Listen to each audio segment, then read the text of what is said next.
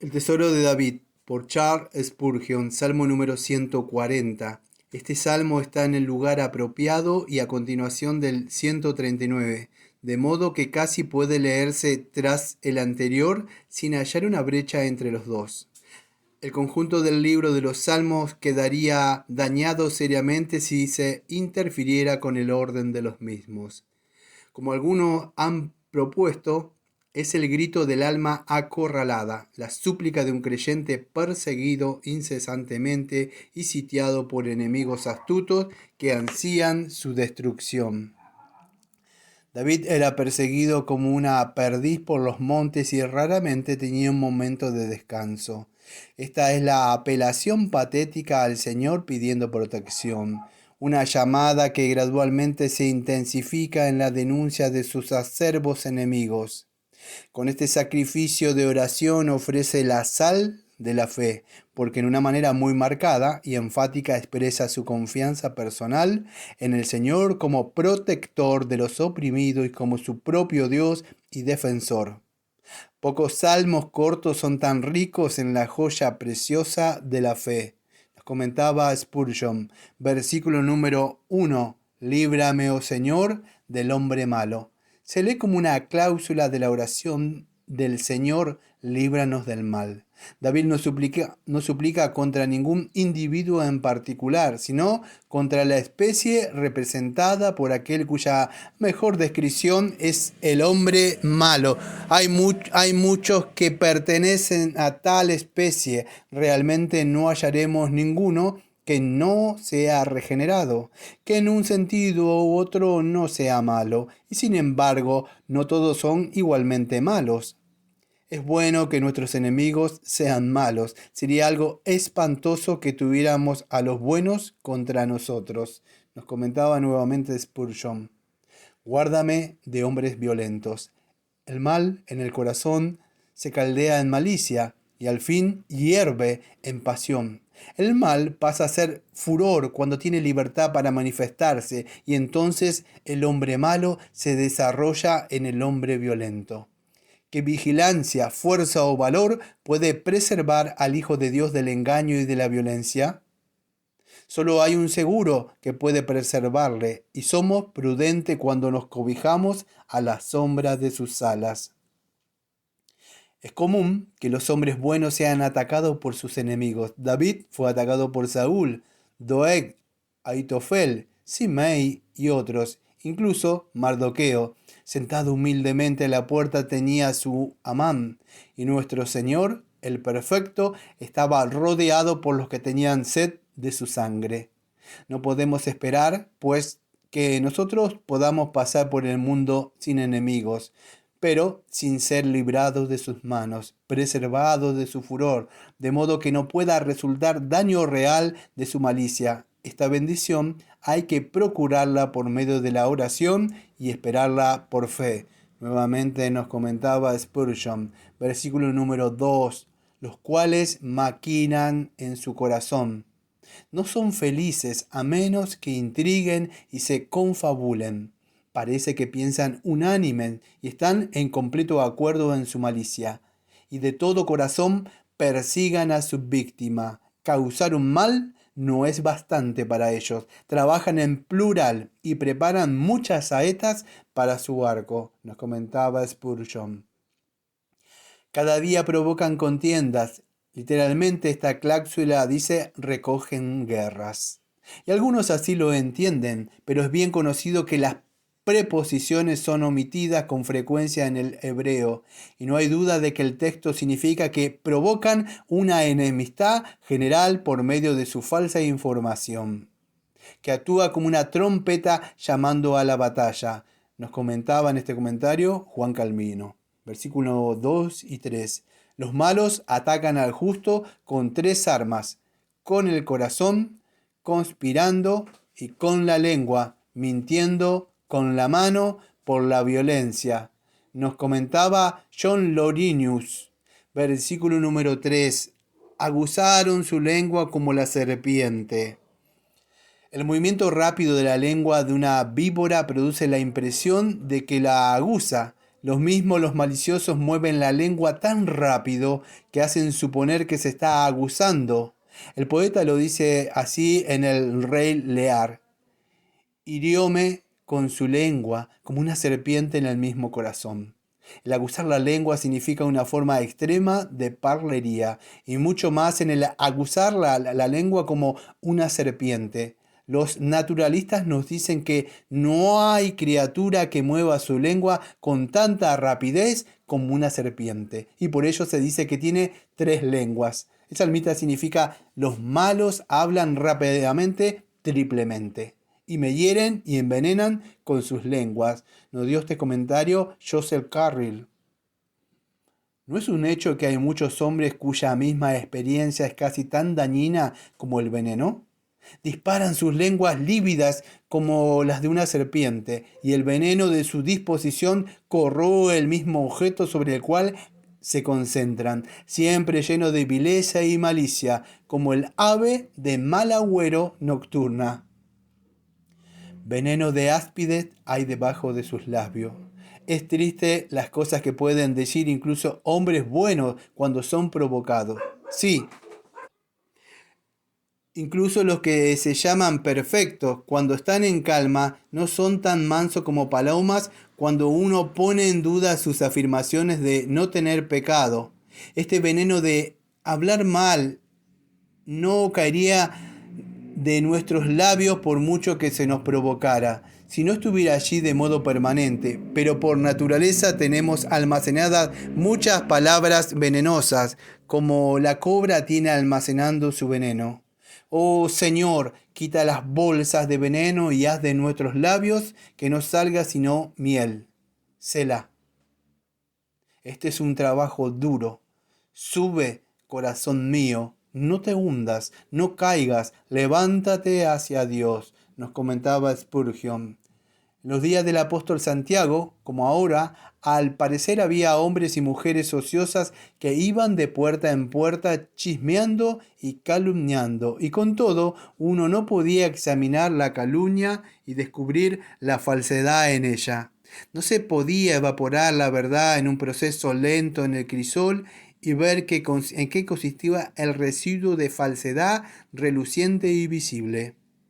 No se podía señalar en qué palabra o frase o dicho era la calumnia, porque para constituir una calumnia no es necesario que la palabra dicha sea falsa. Las medias verdades son a veces más calumniosas que las falsedades enteras. No es incluso necesario que sea pronunciada una sola palabra de modo claro. Un labio caído, una ceja arqueada, un hombro escogido, una mirada significativa, una expresión incrédula en el rostro y aún un silencio enfático pueden hacer la tarea. Y cuando lo ligero y trivial que ha producido la maldad se ha desvanecido, queda detrás el veneno para encorar la herida, inflamar el corazón, hacer febril la existencia y emponzoñar la compañía humana en la misma fuente de la vida. De modo muy enfático puede uno que había sufrido una tal aflicción, veneno de áspide hay debajo de sus labios. Nos comentaba en este comentario Frederick Robertson. ¿Qué se puede decir de los que se han ocupado de esta actividad, sino que son una generación de víboras? La nidada de la antigua serpiente, el gran acusador y calumniador de los hermanos que tiene bajo su lengua una bolsa de veneno, que da la muerte instantánea a la reputación de aquel al que hinca el diente. Así David era perseguido como un rebelde. Cristo fue crucificado como un blasfemo. Y los cristianos primitivos eran torturados como culpables de incesto y asesinato. Nos dio este comentario George Orne. Tal es la naturaleza del pecado, entra donde quiere, se arrastra de un miembro del cuerpo a otro y del cuerpo al alma hasta que ha infectado al hombre entero. Y luego va de hombre a hombre, hasta que infecta a toda la familia y no se queda allí, sino que desparramándose como fuego en una pradera, va de familia en familia hasta que ha envenenado a toda la ciudad y así a todo el país o a todo un reino. Nos dio este comentario William Crashaw. Versículo número 4. Guárdame, oh Señor, de las manos del impío. Ninguna criatura entre las fieras de la selva es tan terrible como el enemigo del hombre, como el mismo hombre cuando va guiado por el mal e impelido por la violencia. Nos comentaba Spurgeon. Líbrame de hacer lo que ellos hacen, o lo que ellos querrían hacerme, o lo que prometen que me harán. Nos comentaba Matthew Henry. Versículo número 5. Han tendido red junto a la senda. Si un hombre piadoso puede ser engañado, sobornado, atemorizado o encolerizado, el inicuo lo intentará. Están dispuestos a torcer las palabras, falsificar las intenciones, desviar los esfuerzos, dispuestos a halagar y mentir y hacerse ruines hasta el último grado con tal que puedan realizar sus propósitos abominables. Selah. El arpa necesita ser afinada después de estos acordes y el corazón necesita elevarse hacia Dios. Nos comentaba Spurgeon. Versículo número 6. La voz de mis ruegos. La única seguridad para el hombre sencillo y sin letras es cuando es atado con los es atacado con los astutos argumentos de los herejes e infieles. No es la controversia, sino la oración, un arma de los adversarios que raramente usan y no pueden entender. Nos comentaba Bruno de Asté. Versículo número 7. El Señor potente, Salvador mío, tú pusiste a cubierto mi cabeza en el día de la batalla. El escudo del Eterno es una protección mejor que un casco de bronce. Cuando las flechas vuelan y el hacha de combate golpea a la derecha y a la izquierda, no hay mejor cobertura para la cabeza que el poder del Todopoderoso, nos comentaba Spurgeon. Versículo número 9. En cuanto a los que por todas partes me asedian, ahogué los de la malicia de sus propios labios. El poeta representa a sus adversarios tan unidos como si tuvieran una sola cabeza, porque hay con frecuencia unanimidad entre los espíritus malignos, los cuales le hacen más fuertes y terribles en sus viles propósitos.